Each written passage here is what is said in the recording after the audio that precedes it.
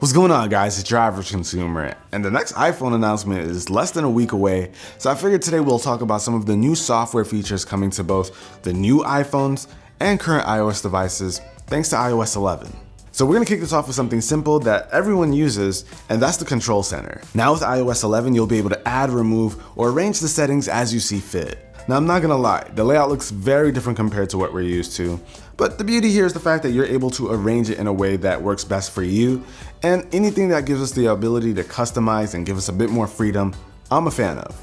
And next up, we've got the File app. Now, I think this is a feature that most of us have been waiting for quite some time on iOS devices, some kind of file explorer so we can know exactly what's on the device and get access to things whenever we want it.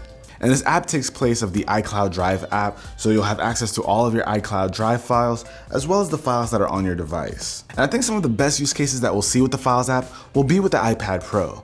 With the iPad Pro, you have access to multitasking, and you also have drag and drop. And there are gonna be some apps that take advantage of the fact that we'll now be able to multitask with files on the side and use that drag and drop feature so that we can drag stuff into the app and create something special. So it's awesome that we're finally gonna have this Files app, but low key, I think that drag and drop feature is gonna be a game changer as well. And speaking of multitasking on the iPad Pro, we had some kind of form of it where an app would slide in on the right side, but now they've kind of upgraded that. With iOS 11, they're introducing a redesigned dock, which allows way more applications to be stored in it, and you can also see your active applications. But what's cool is that you can now slide up the dock, grab an app, and actually place it on the side of the screen, and it pops up like a little window. So you can do cool things like have your iMessage open while reading the news or doing whatever you want, watching a video. Having access to those little windows now, that's gonna be a really cool thing.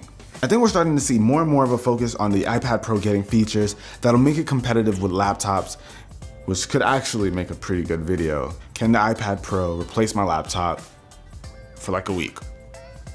Let me know if you guys would like that. That'd be interesting. Now, another new feature that's coming to iOS 11 that I don't think is gonna get too much attention because it isn't crazy flashy, but it's super useful, and I think that's the document scanner.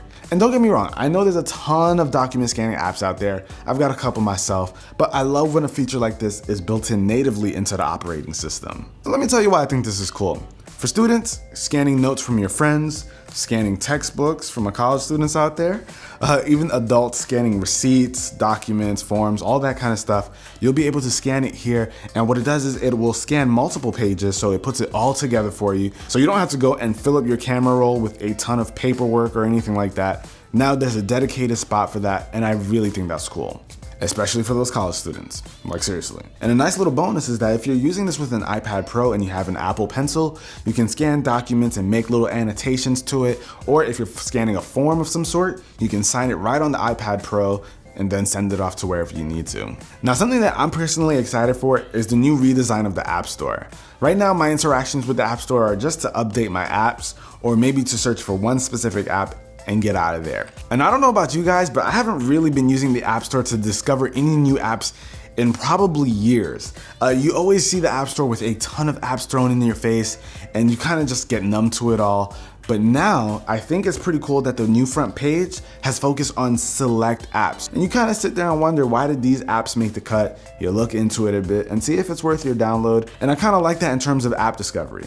And another new change that really helps in the new game and app tabs is that when you're scrolling down, you get to automatically see some gameplay or some usage of certain apps. And there's like a ton of them out there right now. So being able to find new apps, new things to fall in love with to make our phones better, I'm down for. And there are gonna be a ton of other features coming to iOS 11 that I think will really change things up, like being able to send someone money through iMessage using Apple Pay, new updates to Siri and being able to translate voices, even augmented reality coming to a ton of apps. I think iOS 11 is going to be something to look at. And if there's a cool feature that I haven't spoken about here that you guys really like, let me know with a comment down below.